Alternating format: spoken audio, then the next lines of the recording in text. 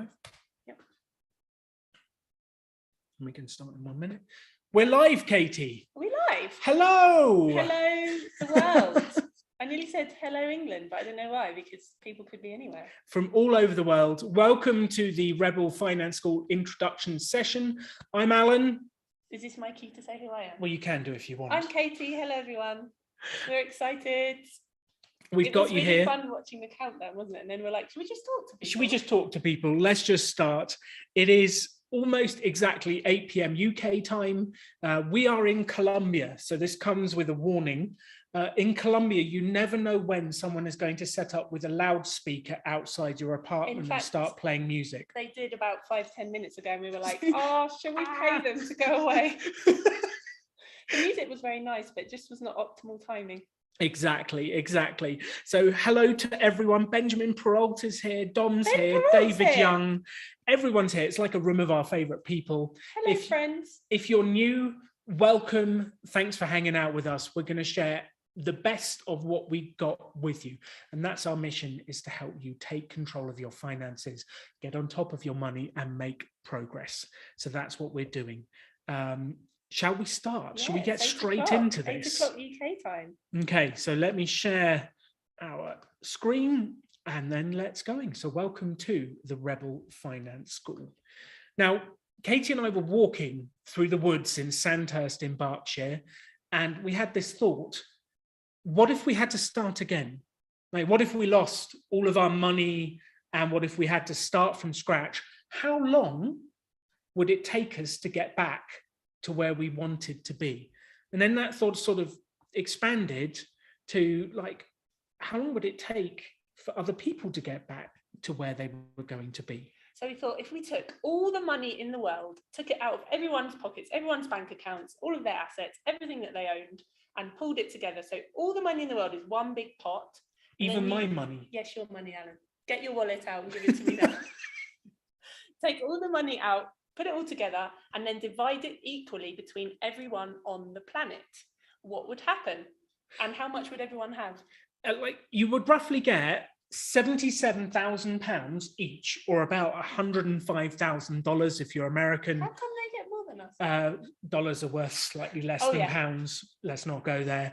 If you're in other countries, you might have to do your own conversions, but everyone on the planet would get £77,000 or $105,000. The question is, what would people do with the money? What would you do with the money? Yeah, and that was really interesting. Type in the comments right now, if you were given $100,000 or £77,000, what would you do with it? Would you buy a car? Would you upgrade the house? Would you do a loft conversion? Would you buy some clothes, a computer, go on a fancy holiday? It's a good night out. It is a very good night out. What would you do with the money? And actually, in America, they did a version of this recently. They did this thing called stimulus checks for coronavirus, and they gave a check to every American out there. So they gave them money to everyone. And our friend Kimmy happened to be going to the mall, the outlet mall, the shopping center, the day that these stimulus checks were handed out. She wanted to buy something she was going to buy anyway. And when she got there, it was hammered. There were people everywhere around the block, and people had taken these checks and they were spending them. They were just spending them. So this money that the people got gets spent with Apple. Maybe they buy a new iPhone. It gets spent with Samsung. Maybe they buy a new TV. It gets spent with all these different companies. They log on to Amazon and buy whatever they want to buy: books, clothes. I nearly said DVDs. That nearly dated me then, didn't it? Some streaming videos. And so all these companies that these people give their money to make profit. So they sell them a TV for less than it costs to make, and they make profit. And that profit belongs to the owners of the company. So whoever owns these companies is entitled to a share of the profit from these companies. So it would be the people that own the companies that get the profit from the people that have bought these things with their stimulus checks. And the money would end up back in the same pockets in a matter of months, because if you gave that money to people, they would spend it, the companies make profit and the people who own the companies get the money again. And we are some of the people who own the stocks and shares for the companies. So it would end up in their pockets, and also it looks like it would end up in your underpants and in the top of your t-shirt. Who knows where it would end up? Not sure how it got there. The thing here is, if you don't learn the financial system, you're doomed to repeat the cycle. Because even if people get money, they blow it. And there's a fascinating case study of this with lottery winners. Lottery winners win a huge amount of money and then they immediately spend it. 70% of them go back to exactly the financial situation they were in before, and 30% of them go bankrupt. They're worse off than they were before. So actually giving people money actually quite often creates a worse situation because they just don't know what to do with it. And money is the only game we all have to play. Every one of us. As adults operating in this world, you need money to survive. You need to understand money, and you need to play this game with money to be able to thrive, to prosper, or otherwise. But Alan, do we get taught the rules? Who teaches the rules? How do we learn how to play this game that is so important and vital for everyone to play? Were you taught anything at school? Did your parents teach you anything? I'd love you to write in the comments, what were the lessons about money that you were taught? Like, your parents gave you a couple of good lessons. Yeah, I had some good lessons. One was always live within your means, which means don't spend more than you earn, don't go into debt. And the other one that my mum always said was pay off your credit card in full every month, never accrue any balance on it, never pay any interest on it, just pay it off in full every month. And those two things have stuck with me and have put me in good stead. So I'm grateful to my parents for that. Yes. But there's so much more to money and to investing and to creating wealth that we're not taught at school, and we're not taught anywhere really. You're kind of left to your own devices. And I had some fairly bad examples in my family. My dad went bankrupt for £3.6 million and spent everything and more than he got. So it's really interesting where you get taught money. So why are we running this course? What are we doing? We're kind of on a mission to help people with this, aren't we? We managed to retire 25 years earlier than the average. We're financially independent, or FI, if you've heard that term before. Alan, how old were you when you retired? I was 40 years old, and financially independent basically means our investments make more money than we need to live. So we technically never have to work again if we don't want to, which is incredibly freeing. Yes. So Alan was 40 when we retired about 3 years ago, and I was 35. Which Katie likes to tell everyone she beat me to it, which she did. I'm younger. You are. I enjoy that. And this has bought us 25 years to do what we want to. We are giving away this course tonight. We give away all of our courses, and we're doing it because we don't have to earn money. And we want to share with you the same tools, techniques, and tips that have helped us to achieve the financial success we are enjoying today. And that's the plan. You don't need to aspire to the same thing that we aspired to, which was to be able to not have to work again, to be able to travel the world. You don't have to have that as your goal, even to just get your finances stable, in control. Maybe you've got a bit of savings and a bit of a cushion, then that is a great outcome. It doesn't have to be all the way to financially independent. And the things that we're going to talk about today is going to help you to be more secure financially. No matter your starting point, Exactly. Whether you're starting in debt, whether you're starting from zero, whether you've got student loans, doesn't matter where you're starting from, these principles will help you make progress towards your goals. So why are we doing this, Katie? Well, I think you've got the answer there, Alan. I have. I did that the wrong way round. That was really cheesy, wasn't it? Well, Alan, you should speak at this point. Because money gives you freedom, and it is incredible, the freedom to do what you want to do if you get your finances in order. So that's why we're doing it. Before we dive into the detail, we do have a small disclaimer that is very important. I feel like I should do it comedy speed, like they do at the end of the adverts. Of the adverts. We are not financial advisors. This is not financial advice. We are not regulated. We're sharing our opinions. We're sharing what's worked for us. We're not trained financial advisors. We're not going to try and sell you anything. There's nothing to sell you. This is just ideas.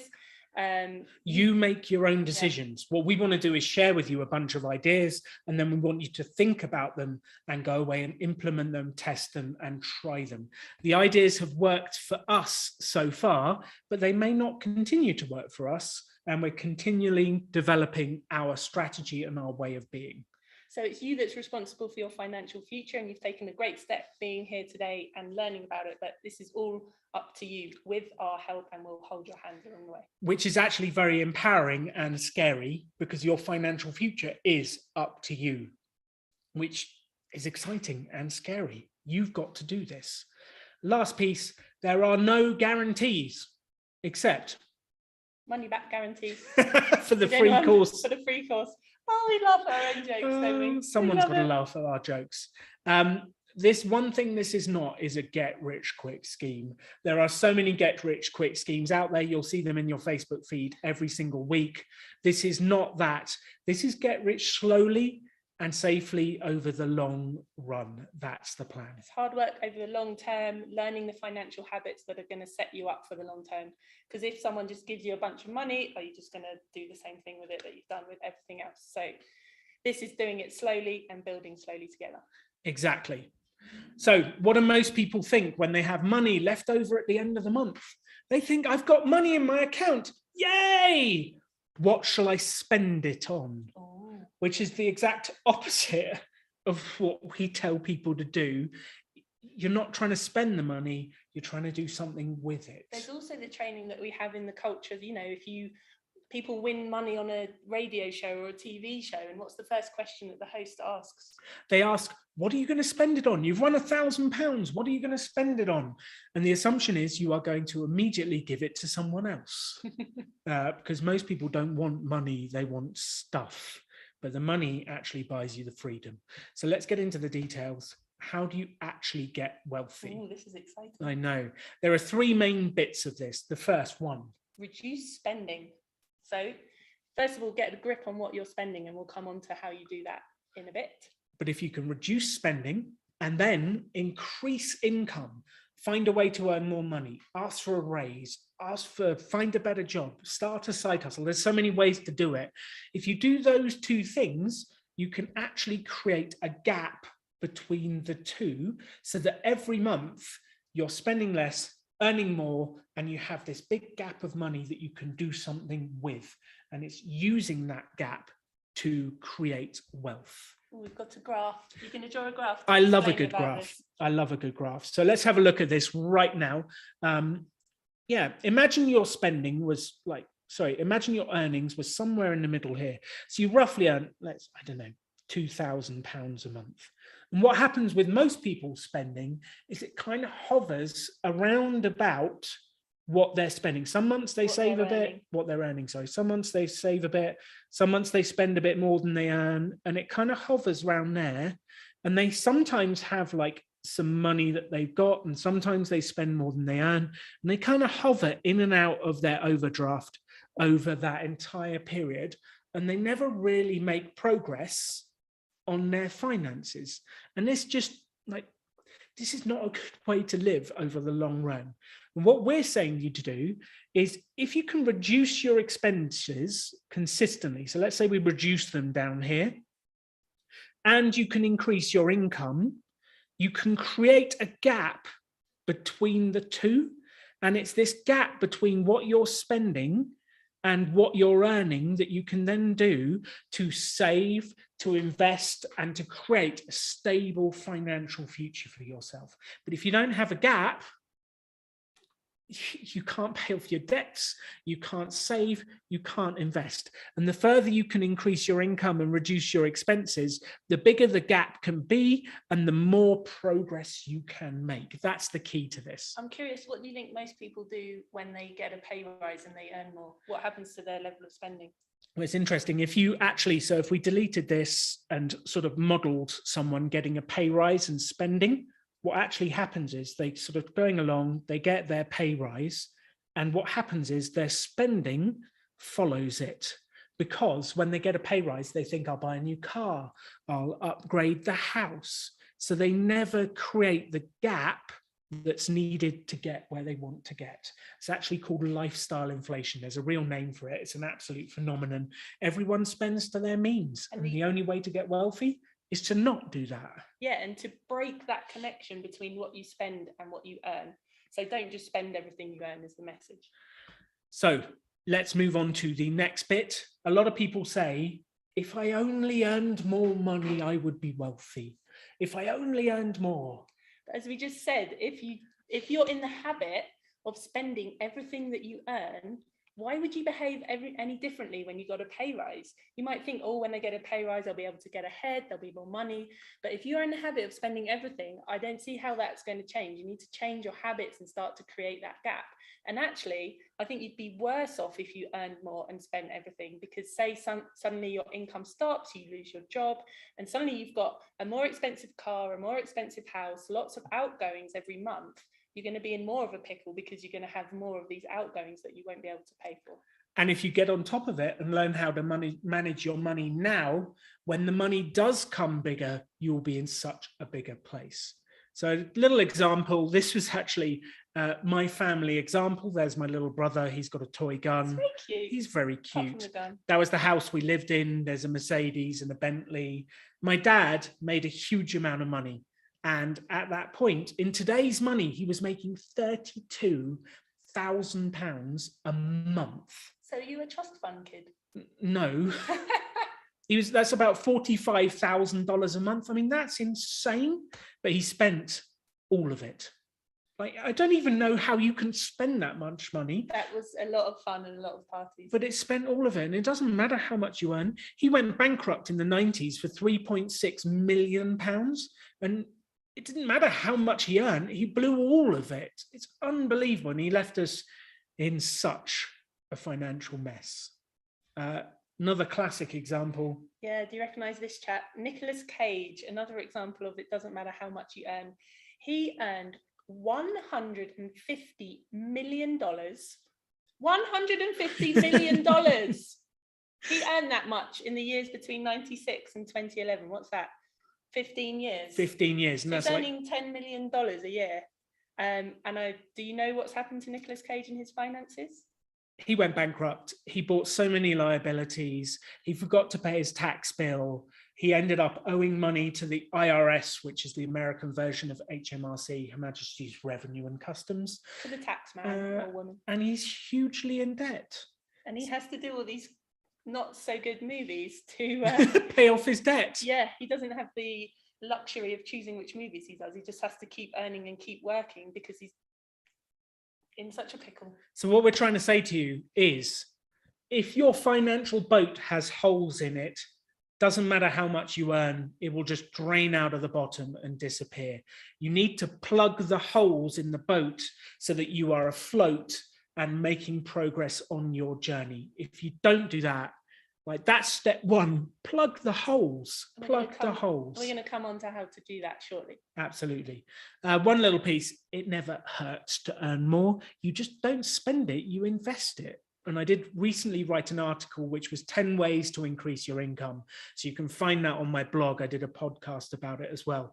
If you can do that, if you can spend less, plug the holes, earn more to create a huge gap, that's how you get ahead in life. So the question is, how big is your gap? How big is your gap? How big is the gap between what you spend and what you earn? Which I guess the question then is, like, do you even know what you're spending? And the big idea here is that what gets measured gets improved. Just the act of measuring something. You put me off. Sorry. I think just the picture of you on the slide doing that is comedy enough. Just the act of measuring something means that it changes your behavior. If you start to track your spending, you're going to notice where all that money is going. If you start tracking how much money you have, you're going to be inspired to have more money and to start accumulating and growing your wealth. So what gets measured gets improved. And there's a few things that you should be measuring every single month. And one of them is how much you're spending. Can you answer the question, where does your money go? Like, every single month you earn X amount of pounds, where does it go? And Katie is just about to launch a poll in the chat, so click on that. And the question is, do you know how much you spend a month on average? Yes, no, or maybe. And we're really curious to know, do you actually know where your money goes? Because most people can't answer that. Surprising the number of people who come to me and say, like, I just don't know where the money goes. And I'm like, well, if you don't know where the money goes, how can you ever get ahead? It is absolutely critical. I tell you what, we've got a very good bunch here, because so far we've got 66% of people, so 2/3 of people saying that they know how much they spend a month. That's really quite impressive. That's way better than general public, which actually the people who are on this live stream are probably more likely to be working on their finances and working forwards on it. So that is fantastic. If you don't know, that's one of the first places to start, is working out where your money goes. And there are many different ways to do that. Before we do that, we do have an example. We were coaching this couple on their finances, and he just was confused about how he could never get ahead. And we asked, how much do you spend? And he said, well, I have my rent and I have my grocery shopping, and that's about $1,800 a month. I'm like, okay, that's not too bad. Like, that's quite low spending. And he was earning 9 or 10 grand a month. Excuse me. So he was doing very well. He, as it appeared, had a gap of, what's that, 8 grand. Yeah, like $8 grand a month. We're like, how are you not making progress? Like, it doesn't make sense. It doesn't add up. Is that everything? Does that include everything? Does it include, like, we randomly asked at the end of the call, do you have any debt? He's like, oh yeah, I have a lot of, like, as if it was normal. And he had, what was it, like 50 grand's worth of debt on high interest credit cards. And he hadn't included the repayments for those. He hadn't included the subscriptions to the gym, to health products. There's thousands and thousands and thousands more leaving every month that he hadn't included. And then at the end of the call, right at the end, we find out he had a storage unit that he's spending £300 a month on. And he was actually spending pretty much everything he earned, but he didn't understand where the money was going. I think a lot of people do that. They just think about their fixed expenses. So maybe their rent, maybe they have a car payment, and they think, well, my outgoings are this because that's all I have going out regularly, but they don't think about all the other spending. So that's the first thing that you need to do, is to start tracking your spending. And when Alan and I first started doing this, it was so funny. Every single month I'd go to Alan. I'm the geeky one that likes to do all the details, so I had all the spreadsheets and things, and I'd go to Alan and say, oh, well, we did well this one. We spent a little bit more than usual because you remember we had to replace the washing machine. And the next month would be like, oh, we spent a little bit more this month because we both needed new glasses. So we had a few £100s out on glasses. And over time, we kind of realized every month is a one-off month. And it's just what we spent. It was just crazy how kind of stable that was over the months. And yeah, it was really interesting to see. So whenever you think, oh, like this month's a one-off, perhaps that's true, but you need to look over time to see what you're spending and where the money's going, to see the trends and to see how much you're actually spending. And let's talk about, those of you who probably know, I run the Rebel Business School and I teach people how to make money. This is one of the ways I teach people to make money, which is to sell subscriptions. And Katie came up with the idea of, it's death by 1,000 cuts, because you have these small amounts that go out to subscriptions every single month. You've got Amazon Prime, and you've got Netflix, and you've got a magazine subscription, and you've got a box subscription where they bring you vegetables, and you've got this, and you've got that. Only £10 a month, and the other one's only £8 a month. What's the problem? And the next one's £6 a month. But by the end of it, you've got holes all in your boat. You're bleeding money all over the place, and it's death by 1,000 cuts. So the action here is, go to your bank account, and look at what direct debits, standing orders, or regular payments come out of your bank or on your credit card, and ask yourself, do I use them? The guy in the last example had 2 gym memberships. Like, why do you need 2 gym memberships? Well, one of them was in a town that he didn't live in. It was one where he used to live, or he went for a short time. So what are you doing? He wasn't using it. And he's like, oh, it's only £18 a month. That adds up. And he was deeply in debt. If he'd have put that towards the debt, he would have been out of debt so much quicker. Exactly. It's so frustrating. So step 1, track your expenditure. And there's some simple ways to do this. If you're in the UK, Money Dashboard is the one that we use. What you do is you go on there, you start an account, and you can link all of your credit cards, all of your bank accounts, all of your debit cards, wherever you spend money, you link it into this one app. And then from there, you can see how much you're spending. You can categorize it into different categories and then start to see, oh, I'm spending this much on eating out, I'm spending this much on clothes, I'm spending this much on nights out, whatever your categories are. And those categories are going to be particular to you, and you can choose those categories. But this is how we track our spending. I don't care how you do it. You can do it in a spreadsheet. You can do it. You can do it on a piece you of can do paper. it by hand if you want to. The key is to do it. And Money Dashboard is the one that we use. In America, if you're in America, there's two. There's one called Mint, and then there's Personal Capital. They seem to come very highly recommended. Other countries, please share what you do in your other countries in the text. That would be awesome. So there you go. That's tracking spending. What about the three biggest categories in spending, Katie? What do people spend most of their money on? Well, there's three big things that people spend their money on. And I think if you can get a grip on these three, that can have such a drastic impact on your life and your spending, because these are the three biggest things that people normally spend on. So the first one being accommodation. So is there it's your a way, rent, your mortgage. Yeah. Is there a way to reduce that? Think about that. Is there a way you've got a spare room that you could rent out? And if you're looking at moving, think clearly about how much do I want to be spending on accommodation. This is the one that Katie and I stayed in, our 2-bedroom apartment in Basingstoke, rather than upgrading to a 4-bedroom house, which we could have afforded. Much to the confusion of everyone around us. Yes, they did not understand why we loved Basingstoke so much. The second one's car. It's unbelievable how much cars affect your income. You can spend unlimited, you're spending. You can spend unlimited money on cars. It's unbelievable. And we focus very heavily on keeping this down. So we drove a very small Skoda Citigo. We kept that down low. Then the final one. Food. Oh, food. You like food. I like food. You can spend as much as you want on food. You can eat on rice and beans, and all the way to the other end, you could be going out to fancy lavish meals 3 times a day, 7 days a week. Caviar and champagne and all that stuff, as much as you want. And I think it's just noticing to start with where your money goes. How much are you spending on food? Is it way more than you thought it was? It's just start to be aware and start to notice. And then if you want to, you can make changes. If you are happy eating out 3 times a week and you know the impact that's having on your finances, great. I mean, if you're in debt, don't be doing that. No.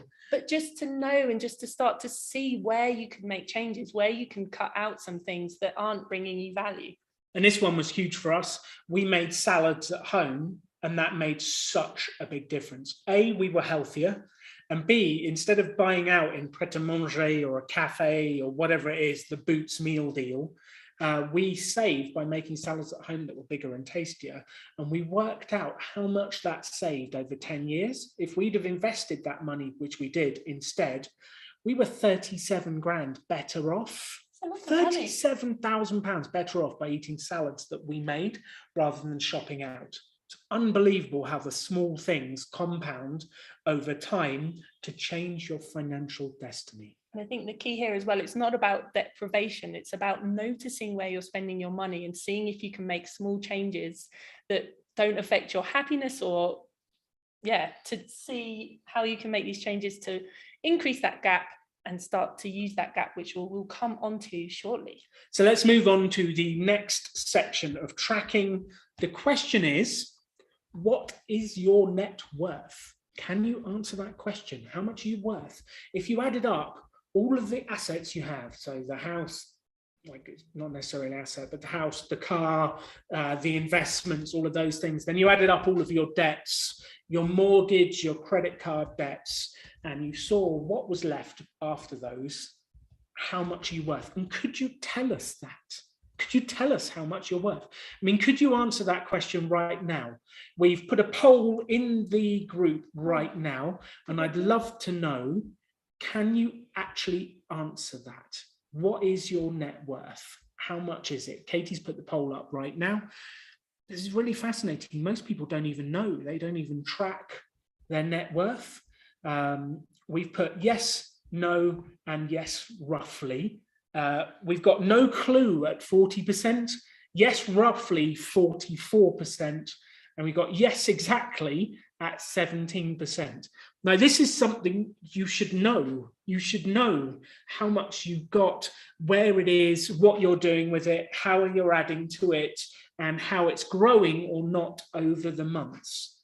What gets measured gets improved. And if you're not tracking this stuff, you just don't know. You just don't know. So step one for this part is taking an honest look at your finances. And there's a reason for a big belly here. Is that yours? No, it's not my belly, although it could be if I keep eating badly. And there is a massive analogy here between health and fitness and finance. You cannot change your physical health and being overweight until you take an honest look at where you are now. And it might not be comfortable. You might look down and see something you don't like. The first step to change is accepting the current situation. So you need to look at your net worth. And Katie and I have written an article, and you created a free sort of Excel template, didn't you? Yes, there's a link in the description to an article that we wrote that explains how to work out your net worth, including the template. So do that and have a good look at your finances. You cannot get past it until you have a good look right now. And if you've got debt, that's okay. You've got to forgive past you to be able to move on from it, because we're just going to take control from now. That's the most important thing. We've all made financial mistakes. I lost my life savings by gambling on some stocks and shares on my dad's recommendations. I have to forgive past Alan for the stupid thing he did, and I have to accept it was not good, and I have to move forwards. The only way to move forwards is to accept where you currently are and then take action to change it. And I think adding to the health analogy, it's something that can happen slowly over time. It's not like one day you wake up and suddenly you've got a belly. This is the result of the daily habits and the daily choices that you make. Maybe you're just having like a donut every day and it's like, oh, it doesn't make that much difference. But slowly over time, you look down. Or an almond croissant. I wasn't talking about I know. Slowly these things take effect, and it's the compounding over the time. It's the impact of this added onto each other over time. But on the flip side, that can start to work for you. If you change what you're doing and you change your direction, which we're going to talk about just now, it can come out to a completely different result if you chose an apple instead of a donut each day, for example. But it's just these daily habits that we need to get into to come to the outcome that we want. Once we've had a look at where you are now, the question becomes, where are you heading? And if you keep going as you are you happy with the destination? This is such a powerful question. Are you spending more than you earn every month? Do you have a nice gap? Which direction are your finances heading in? Because if we know that, then we can either accept that we're headed in the right direction or take action to change it. And so here's another one of Alan's very scientific graphs. I like graphs. So imagine you're about age 30 and you've got, this is 0 in the middle. So this is 0 net worth. And imagine that you are like just bumbling along. You spend a bit more. Some months you earn a bit more. Some months you spend a bit more, but your net worth doesn't really go up because you spend about everything you earn. So the net worth here meaning how much you have, how much money do you have? How much have you kept? Like each month, how much do you keep from what you earn? For most people, it's 0. It's unbelievable. And if your direction is flatlining along the middle, are you happy with that? Or are you spending more than you earn every month? And if you're one of the 50% of people who said they don't know like where their money is going, you could be heading down into debt without actually knowing. That's incredibly dangerous.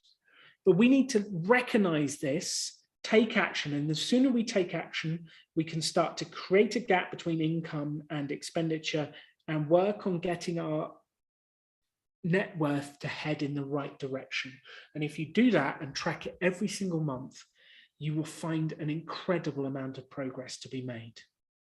And that's what we do every month. This is a picture of us at our monthly finance meeting. We go out for a nice breakfast and we do these things. We work out how much did we spend in the last month.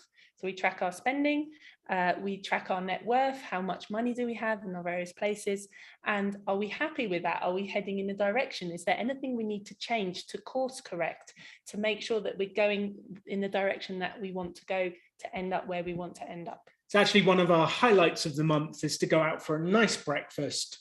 I love a good Eggs Benedict, and we work on our finances and work on where we're heading. And that's so critical. So if you can track it, what gets measured gets improved. So let's come back to the key philosophy or the principles. How do you get wealthy? Reduce spending, increase income, and then you have that gap. And we're going to talk now about how to use that gap. We've talked a lot about in the first half an hour of this, how to create that gap and why it's important. And now we're going to come on to what do I do with what do you do with the gap? What do you do with this gap that we're creating? Why shouldn't I just spend it? What's a better way to use that money? And that's what we have. What do you do with your gap? Step one is build an emergency fund. And we'll come on to what an emergency fund is in a second. Next step, pay off expensive debt. Again, we're going to go into what that means. Step 3, increase your emergency fund.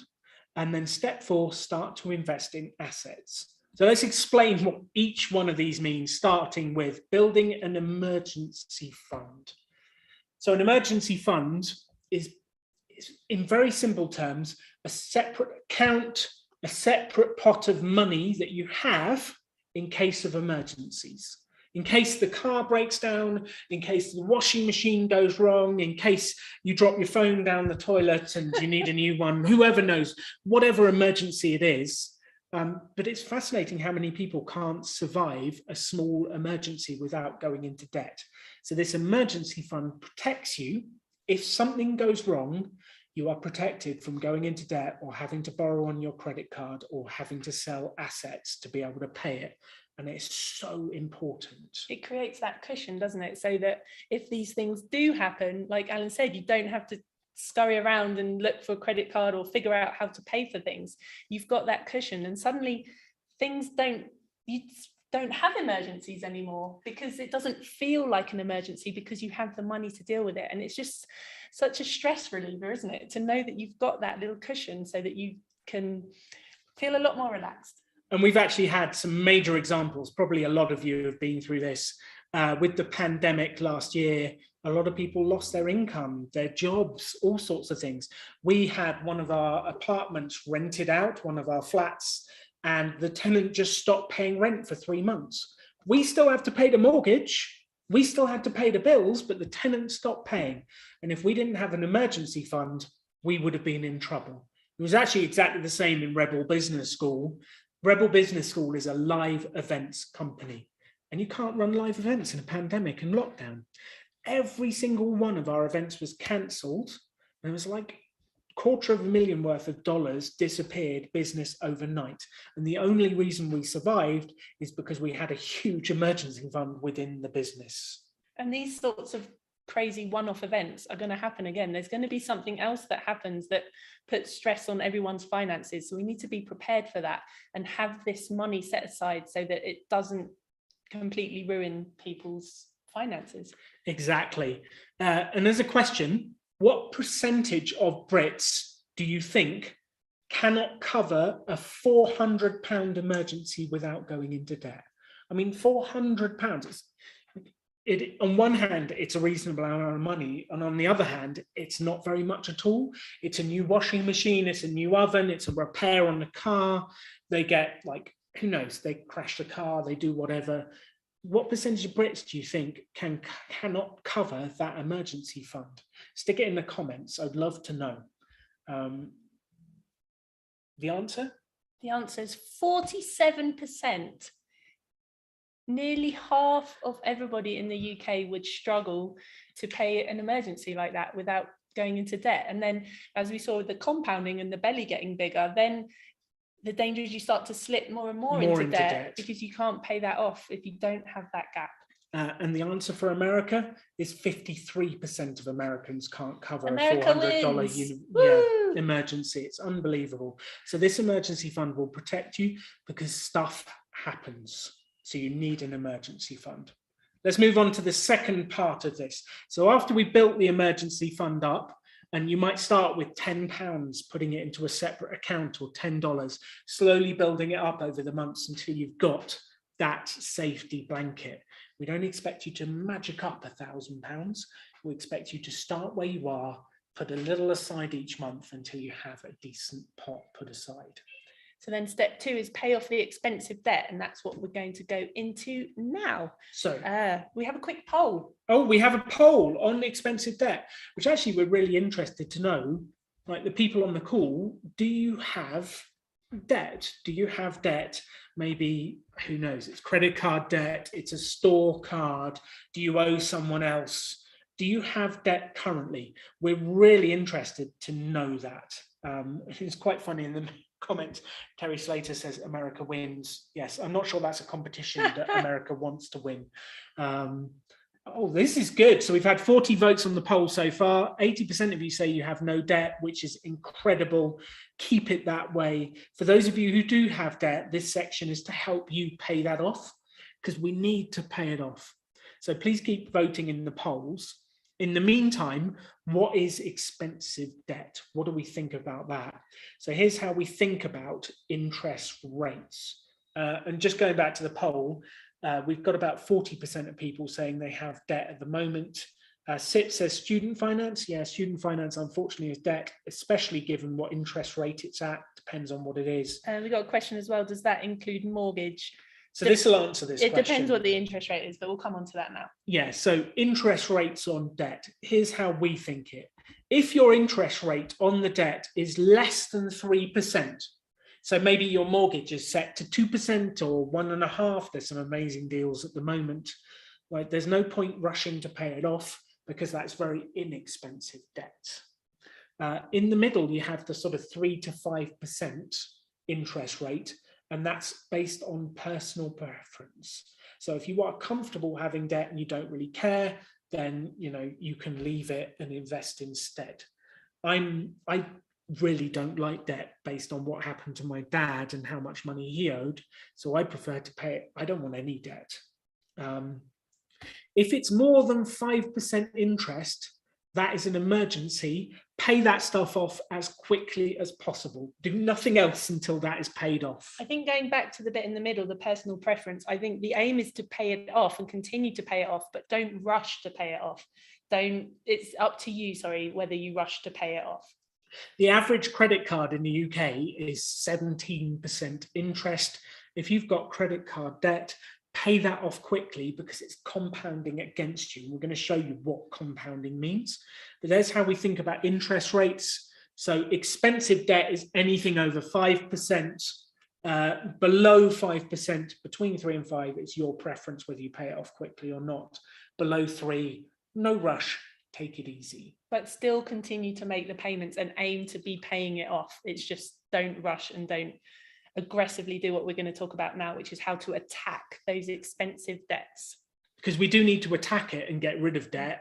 Like debt is putting you into servitude to someone else. You owe someone else, you have to pay them back. We want to avoid that situation as much as we can.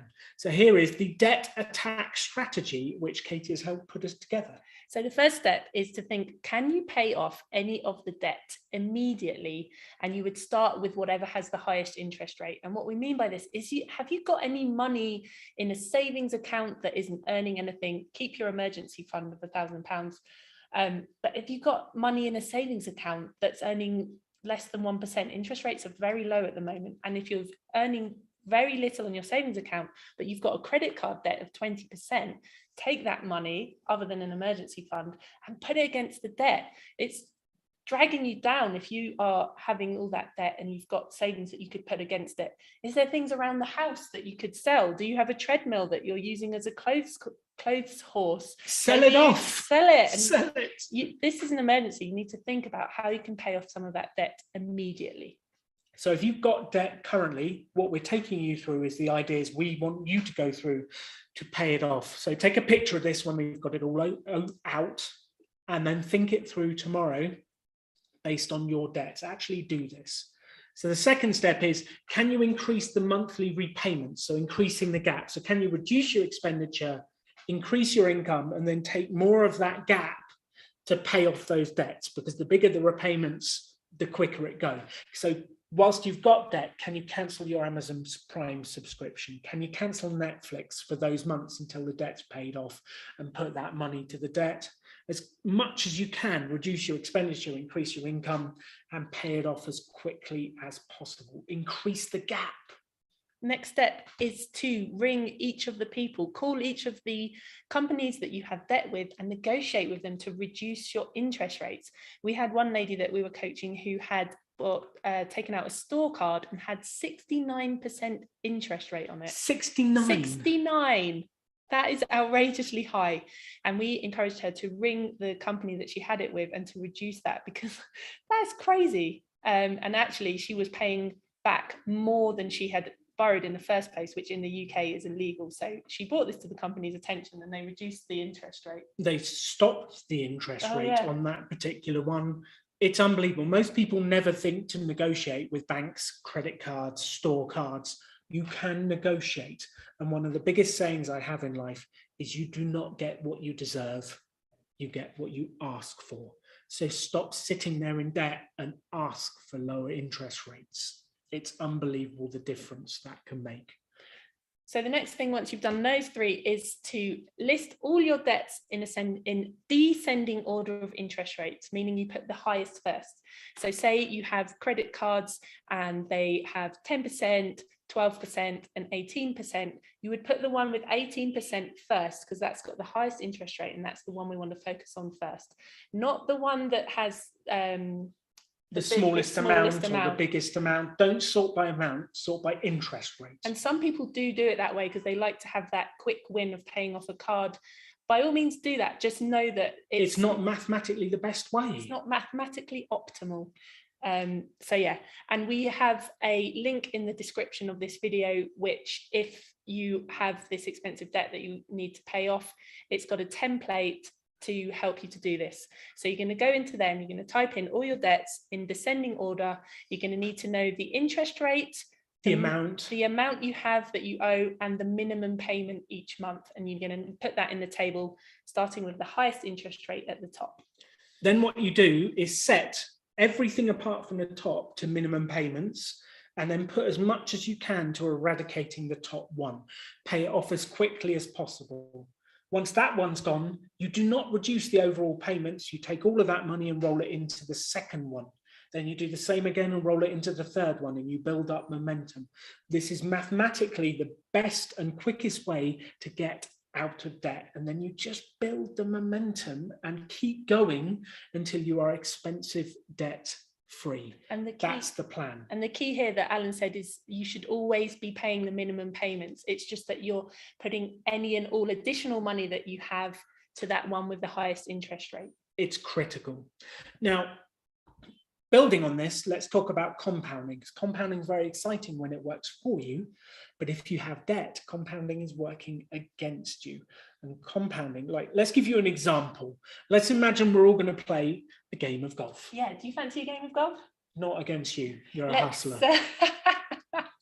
Let's have a little friendly wager, shall we? Okay. So how about on the first hole, whoever wins gets 20 pence. Okay, so we bet 20 pence, which is about, I don't know, 30 cents for you Americans out there, or just like insert whatever currency you want for this amount. You don't have to translate. No, I don't have to translate. So with first hole, 20 pence we bet. Yep. And then for each subsequent hole, let's double the bet. Okay. So for hole 2, we're going to bet 40 pence. I can afford that. Hole 3, 80 pence. I can afford that. Hole 4, £1.60. Okay. So, this is still quite low. But then each and every hole, we're going to double the bet, keep doubling the bet. And this is compounding. This is seeing how things grow as you go. So the question for you all listening and watching is, how much does this end up by hole 18? Just starting at 20 pence a hole and then doubling it, how much does it end up by hole 18? And not much happens for the first 9 holes. We get up to £51. Ooh, that's a little bit. It's starting to happen, but then it starts to get crazy. By hole 13, we're only at £800. 14, 1,600, But then by hole 18, you end up with £26,000 you are betting based on that initial thing. And that's what people don't realize, is the compounding power of this stuff over time. So if you've got debt, that interest rate is compounding to keep you in debt forever. The average person takes 30 years to pay off credit card debts. Like, they are spending their entire adult life in debt. It's crazy. But then on the other side, when compounding works for you, it's unbelievable. So Katie has visualized this as a graph for us for the power of compounding.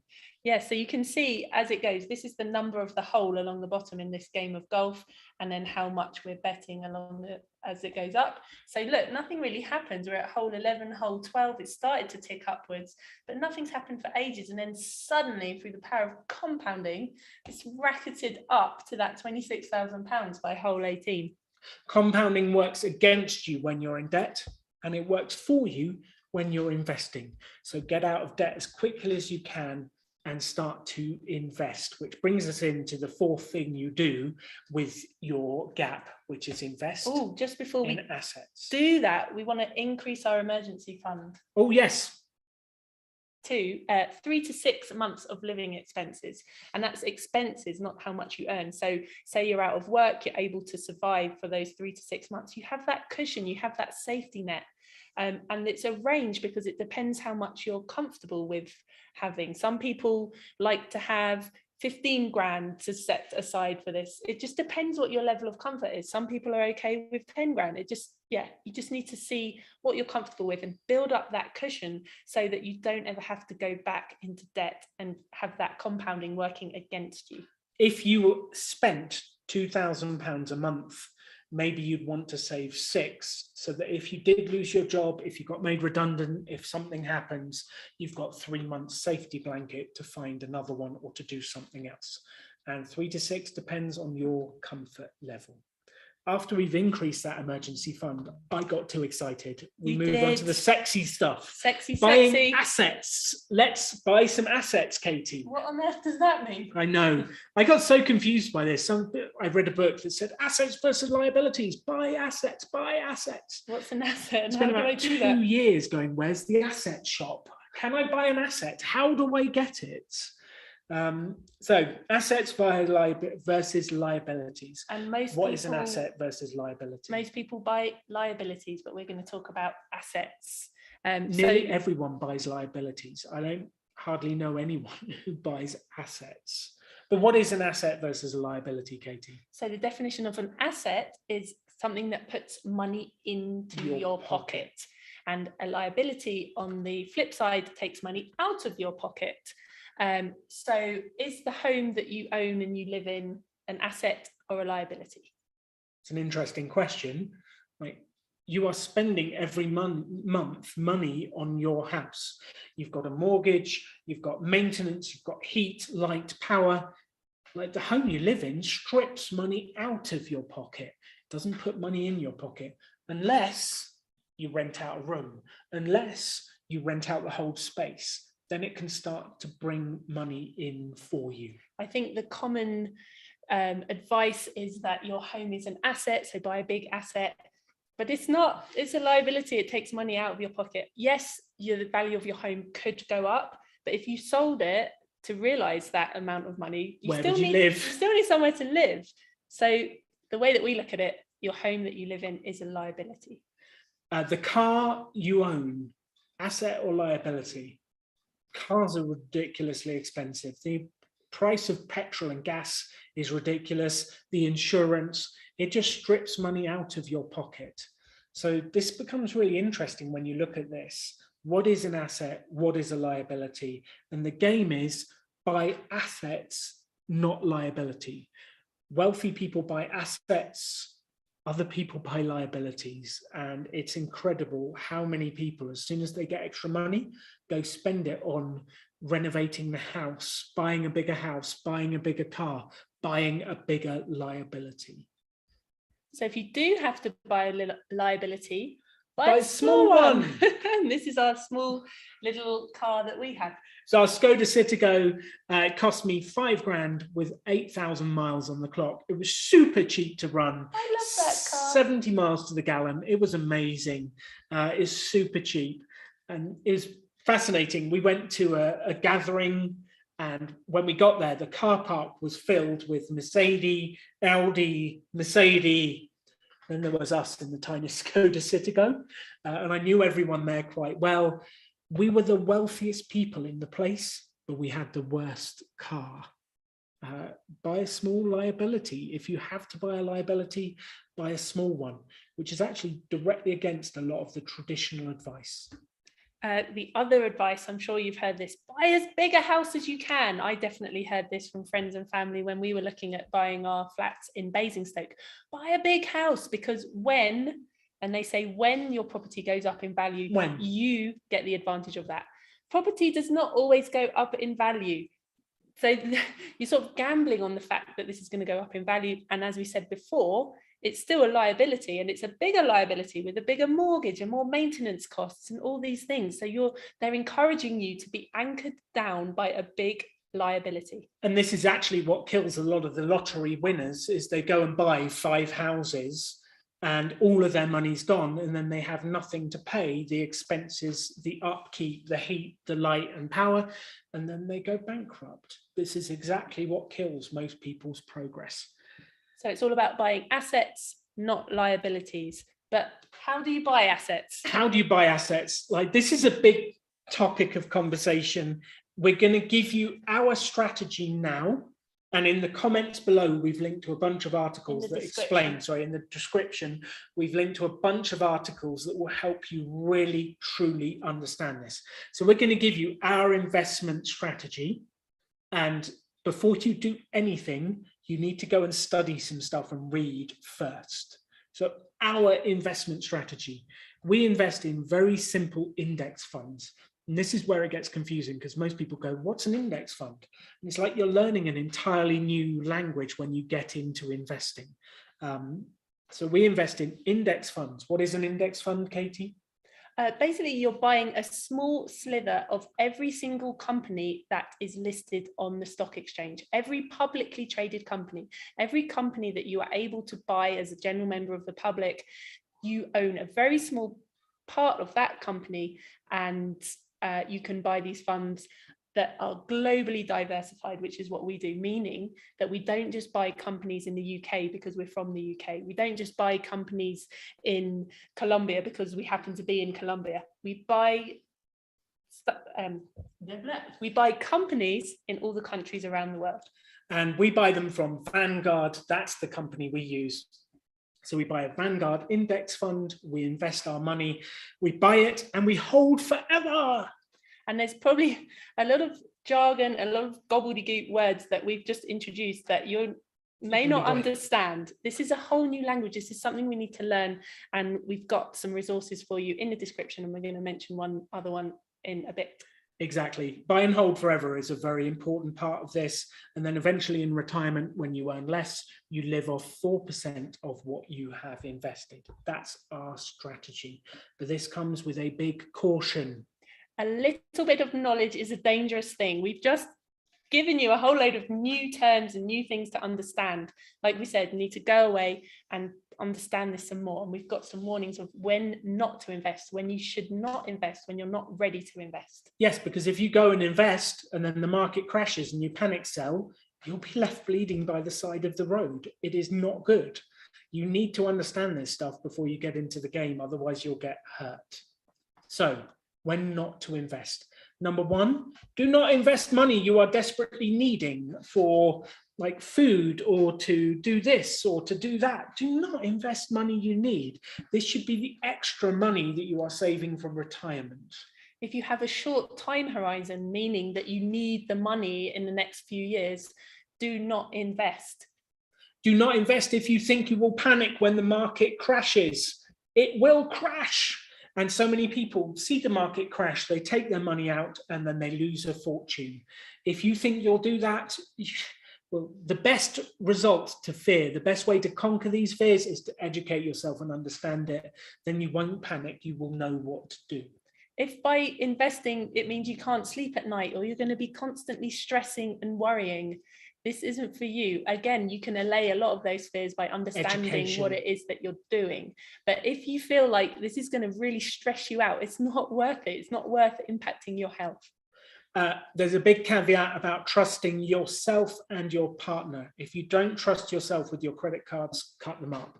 If you don't trust your partner to go and blow the money, to take it out, to sell it, you've got to do something about that. There's a big caveat and a big warning. If you're saving for a house deposit, don't invest in assets because it's money that you're going to need in the short term. If you are saving for a house deposit, you should not be investing it in the stock market. And then finally, if you haven't done those previous steps that we've talked about, so you need an emergency fund of 3 to 6 months of living expenses. You must have paid off credit card debt and all that expensive debt. You should not be investing if you've got expensive credit card debt. You don't need to, if you've still got a mortgage, that's a different story. And again, we've talked about this is pay off expensive debt. And if you don't know where the money goes, and if you don't have a grip of your finances, that's the thing to do first before you start investing in assets. By all means, start learning about this for when you are ready and understand it more, but you need to do those first steps first. So there's so much information here, it's difficult to unpack. So we've written a guide to get you going. We put it on the website, alandonegan.com/investing. Katie and I wrote it. It brings together all of the articles that describe what an index fund is, how you get going, how you should think about it, all of those different elements. And we've linked to it as well in the description. Exactly. Whew. So there you are. What do you do with your gap? Number 1, build an emergency fund. Number 2, pay off expensive debt. Number 3, increase the emergency fund so you're safe from issues. And number 4, buy assets. Woo! That's it. But there's 2 sides to this, Katie. There's the numbers and the how-to, which we've just covered for the last hour or so, that, the technical bits and the spreadsheets and the savings and, what do I do with the money and how do I buy assets? But on the flip side, there's emotion. There's a lot of emotion around money. There's a lot of emotion around money. And it's important to communicate as well to the people in your life that are important to you and they're building a life together. So we're going to come on now to talk a little bit about both of those things, the emotion and the communication side of money and getting wealthy. And one of my family members, non-ironically, said to me, money is the root of all evil. And if you believe money is the root of all evil, how are you going to have success building it, creating it, saving it? You want to get rid of it. You want to remove it. And I guess the question is here, have you ever taken the time to choose what you believe about money, investing, and finances? Or were the beliefs just handed down to you by your parents, your teachers, and society? Because most people just accept the standard beliefs that are handed to them by the world. They never take the time to think, do I believe this? Did you even know it was possible to choose your beliefs? And this is something that we're going to touch on now, but also we've got a few more resources again in the description of some articles that we've written to help you think through this, to flush out what you believe and to figure out what beliefs would help you get to where you want to go with your finances. So, do you think I wanted to model all the family financial beliefs I had? No! Some of them were good. Like my dad had an ability to make money. Like I believe it's easy to make money. And some of you won't believe that, but I've developed that belief. Some of my parents' beliefs around money were toxic, like money is the root of all evil and money doesn't grow on trees. And there were all these different beliefs that attacked. And what I need to do is take the time to go from what is handed to me, what do I choose to keep? What do I choose to reject? Because you are not responsible for the programming your parents gave you as a child, but you are 100% responsible for changing it as an adult. So you need to take control of that and build your own money philosophy based on the beliefs that you choose, not just a random one society gives you in newspapers and media and stuff like that. And again, money philosophy sounds quite grand. What we mean by that is to build up your identity about money. I am good with money. I know where my money goes. I am a wise investor. I look after my money. These beliefs that you have about yourself, these beliefs that you have about the world, and building a mindset that's going to support you in your path to getting wealthy. And the final thing, which I think is really important, is a lot of people have a lot of advice about finances. Everyone has an opinion. And I think stop clearly and think, do you want the results of the person who's giving you that advice? Do you want to follow the advice of the person that's giving you that advice, given where they are and what the results that they have had? The answer might be yes. Maybe they have done well financially and they're trying to pass on what's worked for them.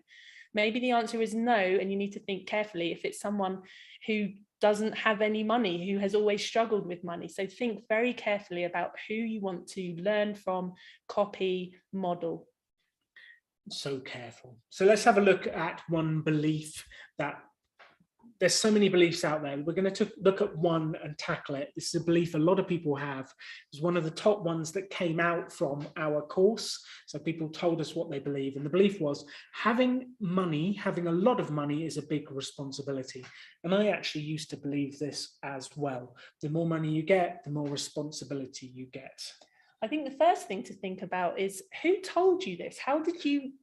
What made you believe this? Financial institutions profit from making finances seem complex. Then they can charge you more. Exactly. And if it was simple, anyone could do it. And that's bad for business because they want it to look complex so that you're going to be scared. So you're going to say, I don't know what to do. You take all my money. I'll pay you a massive fee so that you can look after it for me. You don't need to do that. There's ways to do it for yourself that are simple and easy. The consequences of this belief, like if you believe it, the consequences mean if you think more money equals more responsibility, then you might start to look to avoid the pain by getting rid of the money.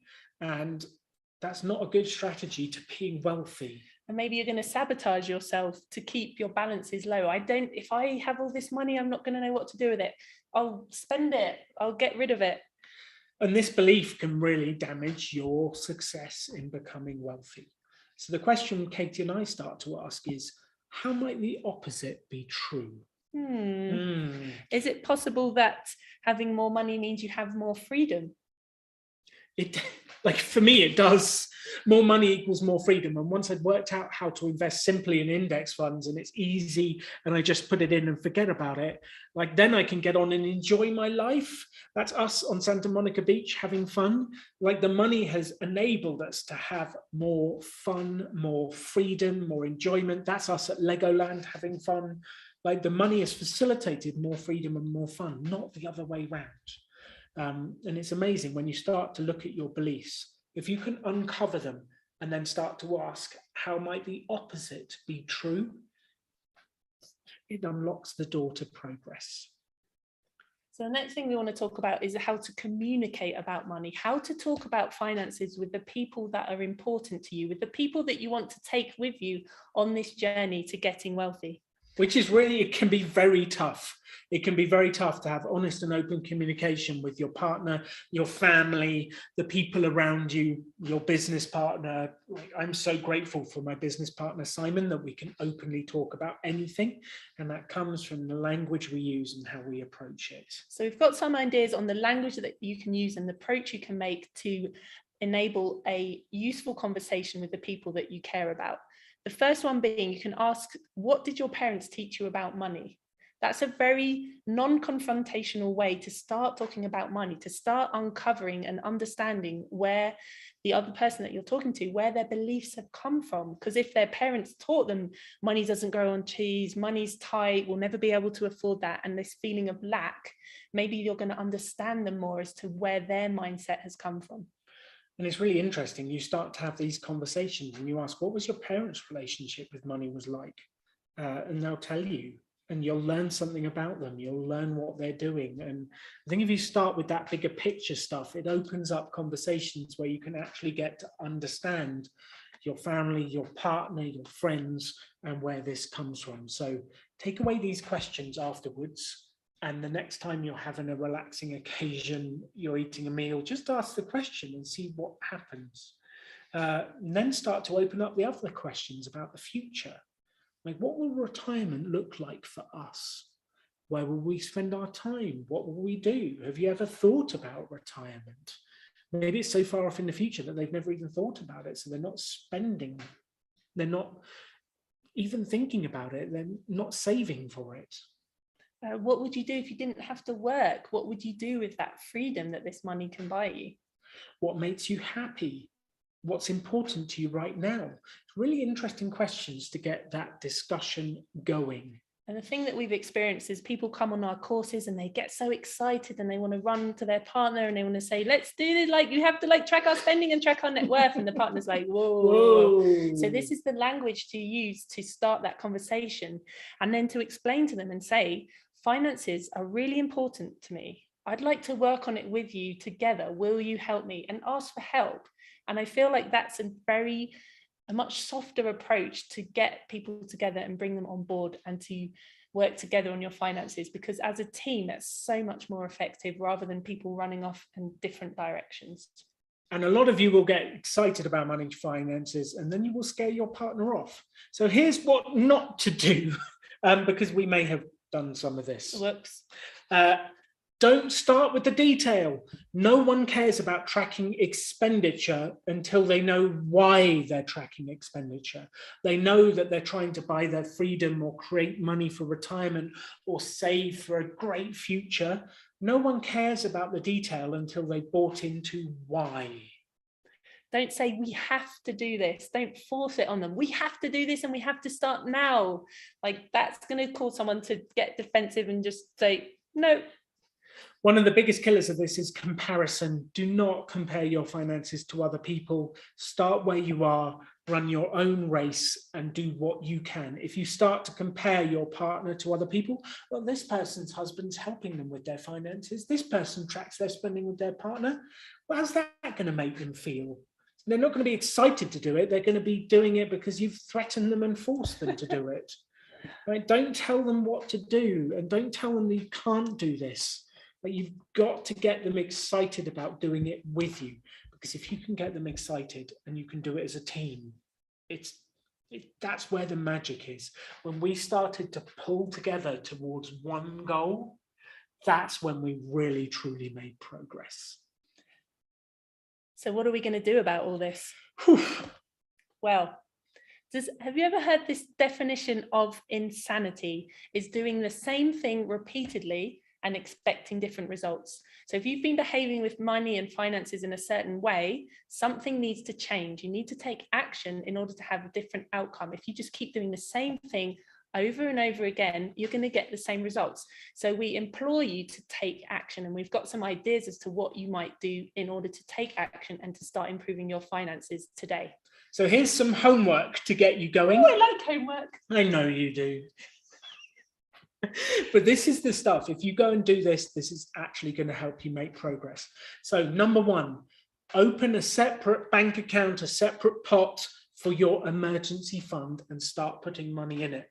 If you can only afford £10, start there, and then slowly build it up till you've got £1,000 emergency fund. So this is a very clear, actionable step that you can do immediately. Open a separate account and start building your emergency fund. Second one, work out how much you spent last month. And you can do this with the apps that we talked about earlier. So in the UK, Money Dashboard, in the US, Mint or Personal Capital. I don't care how you do it, just work out how much you spent last month. Start to understand where the money went. And then based on that, then have a look in your bank account or in your credit cards for the regular standing orders or payments that come out. Have a look at all those subscriptions that you have and cancel them. If you are not using the subscription to the gym, cancel it. If you are not using the magazine, you're not reading it, cancel it. If you only use Netflix and not Disney Plus and Amazon, cancel 2 out of the 3. Cancel as many as you can to increase your gap so that you can build the emergency fund quicker to get on with it.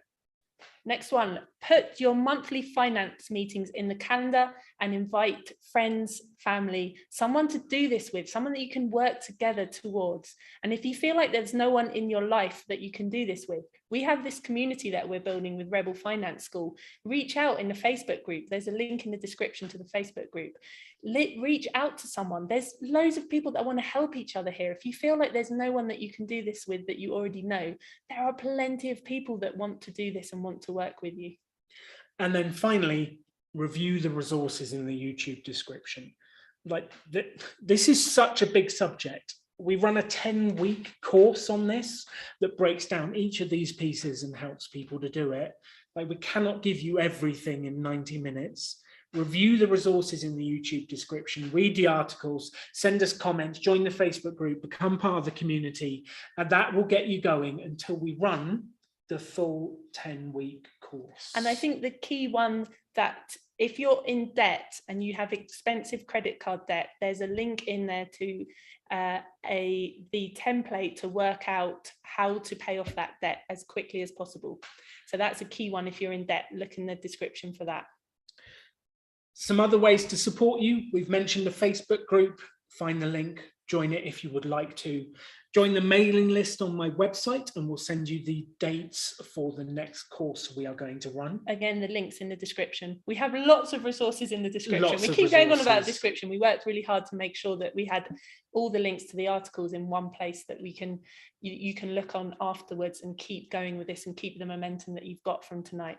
And here in Bogota tomorrow, I'm meeting a YouTuber to work on some YouTube videos. Katie and I are going to create a series of YouTube videos on managing your finances, getting out of debt, getting on with your life and making money. So we're going to do that. That'll be coming on the YouTube channel. So hit like, hit subscribe.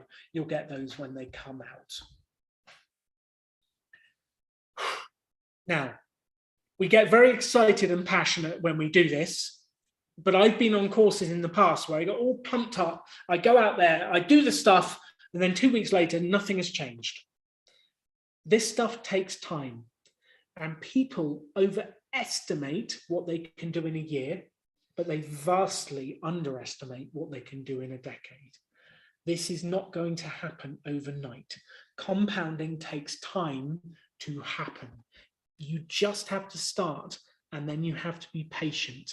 If you do these things and do the actions over the long term, you will create incredible, incredible progress. But just remember, people overestimate what they can do in a year and they vastly underestimate what they can do in a decade. So be patient. Katie, you have a little thing for us. My turn to draw something. It's your turn to draw on the computer. You're going to really enjoy my artwork. Okay. Imagine we're in our boat that we've made in our finances. This is our financial boat. This is our financial boat. You've plugged the holes. You've got like the strong thing here. And then you're on this path and maybe you're like, maybe actually you haven't plugged the holes. We got rid of that. Maybe there are holes in your boat and you're on your way to like financial hardship, financial ruin with the current path that you're going on. Things are not going well. And if you keep going the way they are, they're going to keep getting worse. And then let's plug the holes. Let's plug those holes. We've changed the course of this ship. We've changed, maybe we've only changed by 1 degree. This is a 1 degree shift, meaning we've just sort of tilted. Just slightly. We were heading this way and we've gone, oh, let me stop that. Let me start plugging the holes. Let me create the gap. Let me build my emergency fund, pay off my debt. And I've tweaked it. And now I'm heading a slightly different path. But over time, oh, I'm really wobbly. Over time, can you see the impact that that has? So years later, you've got to financial success. And that's only by changing by that 1 degree at the beginning.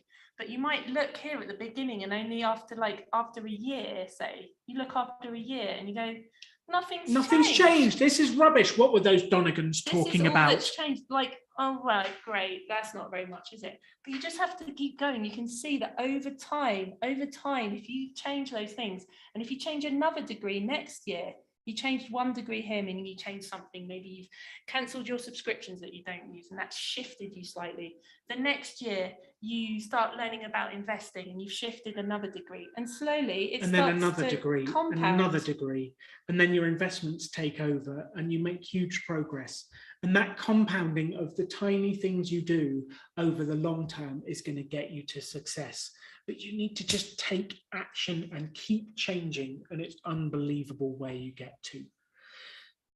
So here's some thoughts from me. Are you normal? Are you normal, Katie? I really don't think so. Are you? I'm not normal. If you want normal results, do normal things. And if you want the same results as everyone else with their finances, do what everyone else does.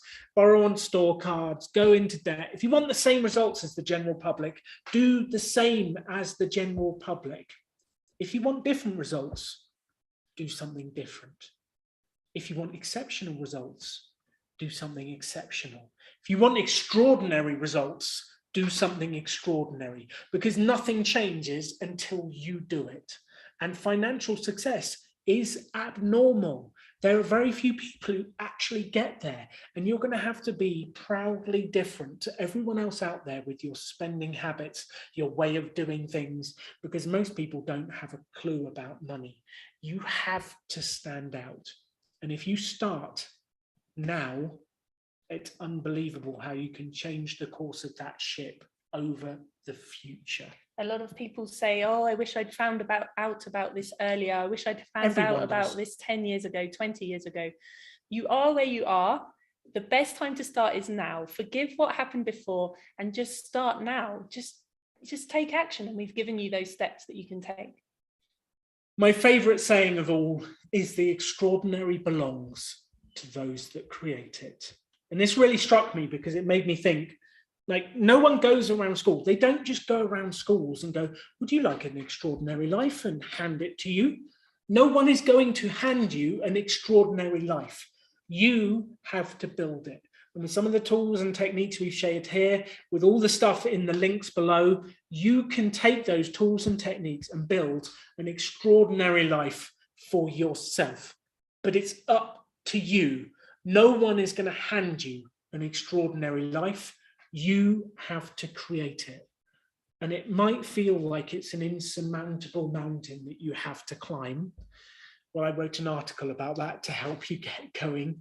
Read that article. It might feel insurmountable, but if you start with one step, if you start with £10 in the emergency fund, you start by cancelling Disney Plus or Netflix and saving that money and putting it to one side instead, you will get there.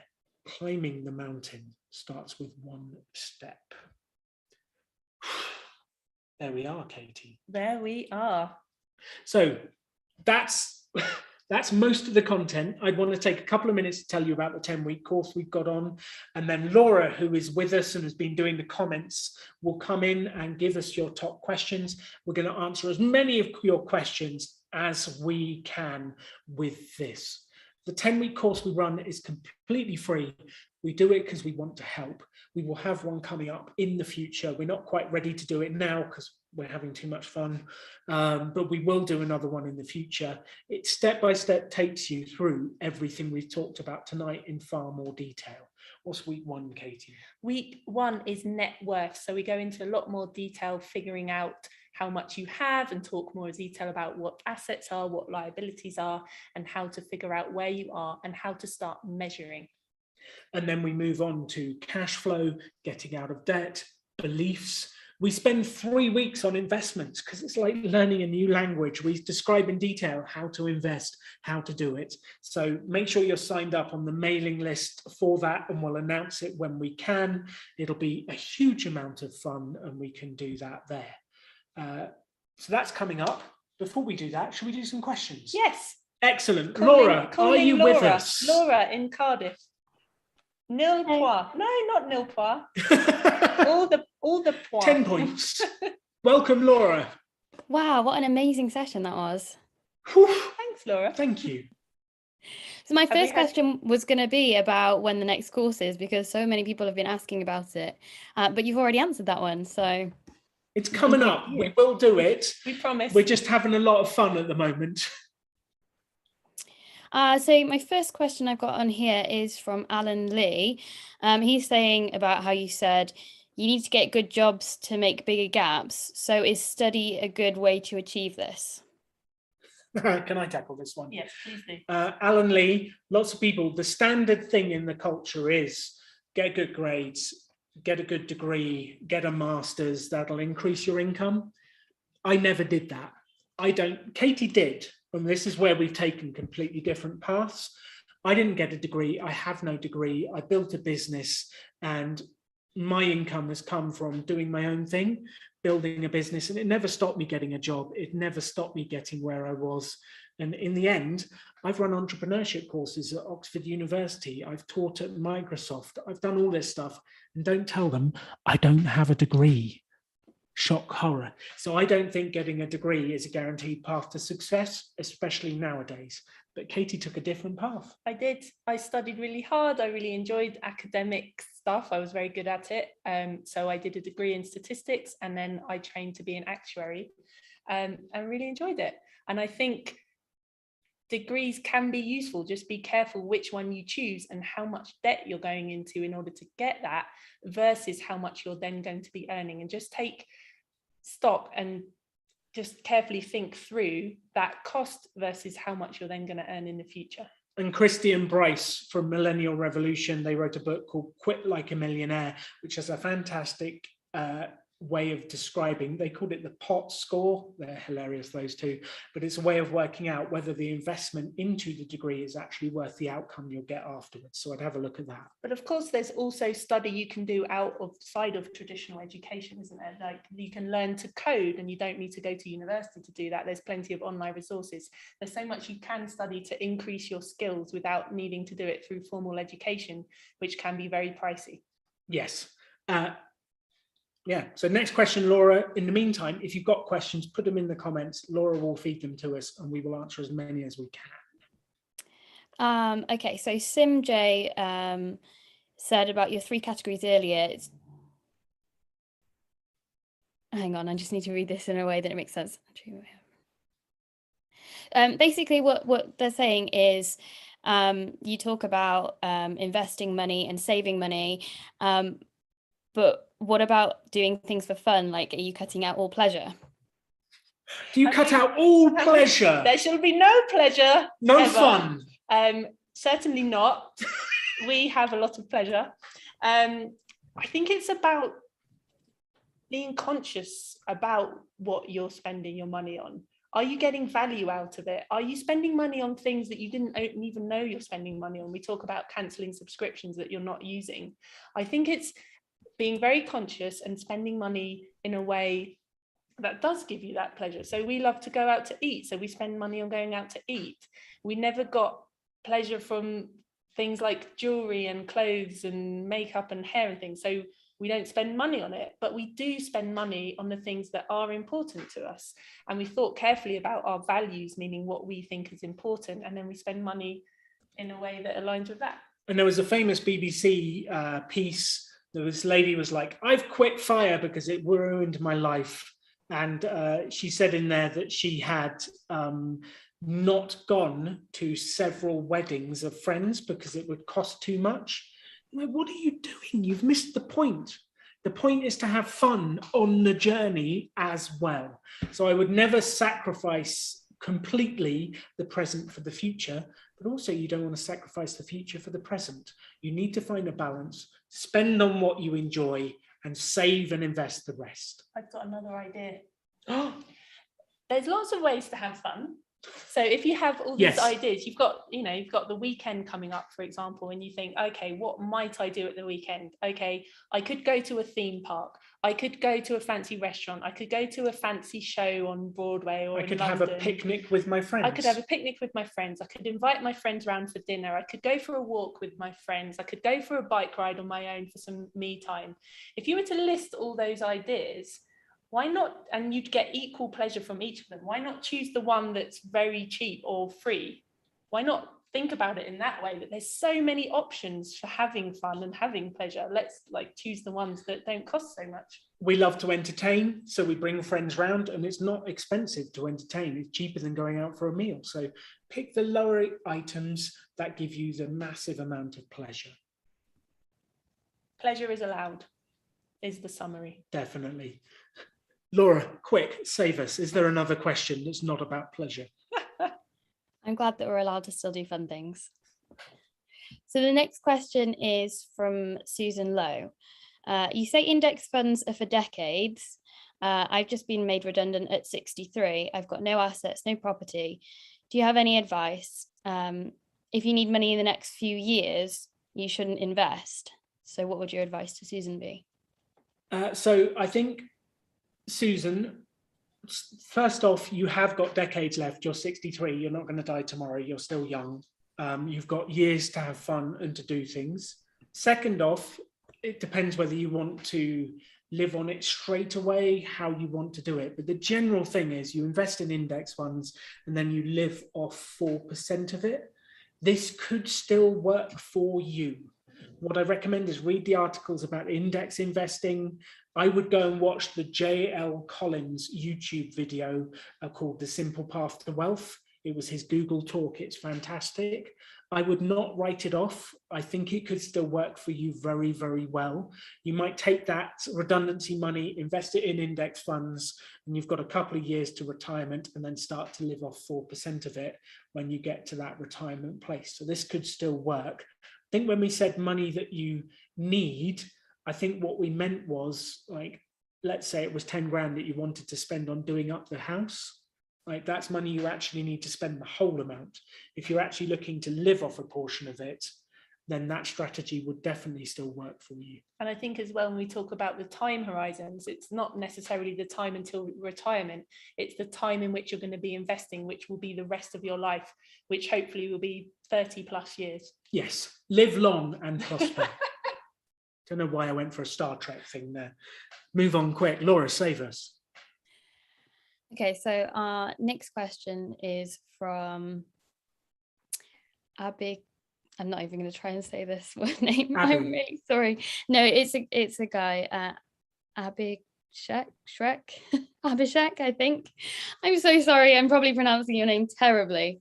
But the question is index funds versus equities versus crypto versus real estate investment. Which is the best asset class according to you? Aha. So Abhishek's question is about asset classes, and he named a few of them in there. You can probably already tell which one we favor because we invest in index funds. So we invest in stocks and shares, and underneath that, specifically index funds. I'm not a big fan of gold or commodities. We did start with property, and property can be a very good choice, but it depends on what life you want to lead. We're currently trying to sell our investment properties because we're traveling around the world, and who wants flats in Basingstoke when you're in Colombia? And we're going to take that and put that into index funds. Crypto, I am not a big fan of because there's no underlying asset. If you buy a property, you rent it out and you own a physical property. If you buy stocks and shares, you own a slice of Amazon, Microsoft, physical companies that are making profit. If you buy crypto, you're buying a currency and there's no underlying asset. And I'm just in the process of writing an article that's 5 reasons not to invest in cryptocurrency. So there you go. Our view on assets is index funds is the simplest and easiest version you could possibly do and works for nearly everyone. Next question. Nothing to add from Katie. She just looked in shock. Yeah. I was just enjoying it and just thinking what a wonderful answer. Thank you. Laura, next question. Okay, so the next question is from G. I'm sure we had a name earlier. Do you have to keep the emergency fund in an ordinary bank account with almost 0% interest? There doesn't seem to be a safe place to keep it with a decent interest rate. What do you recommend? Yeah, G is correct on this one. In the UK, we have these things called premium bonds, and you can buy premium bonds. This is a government thing, and they have based on everyone's money that they've put in, they have this pool of interest that they then have prizes. So the top prize £1 million? The top prize is £1 million. So you put your money in there and then you have the chance of winning a prize based on the interest. It's a small chance versus putting it in the bank, where, as you said, you have very minimal interest. You get no so interest. One way of doing it is to put your emergency fund in premium bonds if you're in the UK. That's what we do. Then you can take that money out at any point. You're not risking that money. That's yours. You can get to it at any point. It takes 2 or 3 days to get it out. So if it's a true emergency, like, think carefully about that.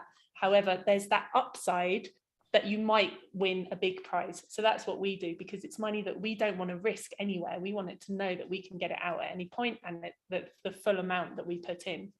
I believe in the US, there's something called YOTTA, YOTTA, that is similar. I just learned about that yesterday, in fact. So I don't know a great deal about it. I would look into that if you're in the US and do a bit more research. But the UK version is backed by the UK government. So I trust the government, at least to that extent, that I'm going to put my money in there and know that I can get it back at any point.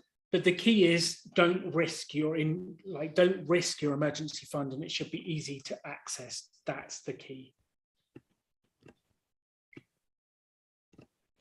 Are you there, Laura? I'm still here. Shocked and stunned at the quality of our answer. Okay, so Beauty Buzzy Bee says, how should you tackle student debt once you've left university? Oh, this is a complex one. Yes, step one is it depends on the interest rate. It depends on so much stuff. And in the UK, if you're in the UK, it depends on when you went to university. It depends on how much you earn now. Martin Lewis, is it Money Saving Expert? Yes. Sorry. Martin Lewis has written an excellent set of articles about student loan debt. I'm not going to try and attempt to reproduce what he's done, because he's done an excellent job of it. I would suggest going and looking at that. If you're in the US, that's a completely different system. And then the Choose FI site has some good resources on that, as to understand your options and what to do about student loan. If you're in any other country, I'm afraid I don't know anything about that. Yes, so basically it depends on the interest rate. If the interest rate, exactly like we said before, lower than 3, pay it off slowly. Above 5, pay it off as quickly as you can to get rid of it. That for me is the primary fact. How quickly is this debt compounding against you? What's the interest rate? That's what I would say. I think this might be the last question that I can see anyway. Sorry if I've missed any. Perfect. How do children affect the equation? How do children affect the equation? So there's many ways. First off, there are plenty of people who've got to financial independence with kids. So Mr. Money Mustache, have a look at his website. He has kids. Mr. 1500 Carl, he has kids. Jeremy from Go Curry Cracker, they have kids. It is eminently possible to do it with kids. The second thing is, kids can increase your expenditure. So you can end up spending more money, which means it will take you, you'll have less of a gap, and it'll take you longer to get there. So they can change your time frames, and they can change the way you do it. But as with everything, there are inexpensive ways of raising kids, and there are very expensive ways of raising kids, and you get to choose which one you want to do. I would defer most of this to the people who have kids, such as the people I recommended. Go Curry Cracker, Mr. 1500. Mr. Money Mustache is a fabulous resource. He's written articles about bringing up your kid with finances, how to do that stuff. He is excellent. They will affect your spending, but they don't have to change the course of your future. Is that the last question, Laura? Have we made it? I'm on mute. We've made it. We've made it. Laura, thank you for answering the comments. Thank you for being part of the gang. We really appreciate it. Closing thought, Katie. I think the big thing that I want you to do is to take some action. What are you going to do today, tonight, tomorrow to start changing the course of your financial future? Open the emergency fund. Look at how to pay off that expensive credit card debt. Take action, do something differently in order to get the results that you want. We'll be running a 10-week course again. Sign up to the mailing list on alandonegan.com. We'll send out an email as soon as it's on. Thank you for joining the live stream. Thank you for being part of this. Please take what we've shared, go and take action, and take control of your financial future. Thank you for joining us.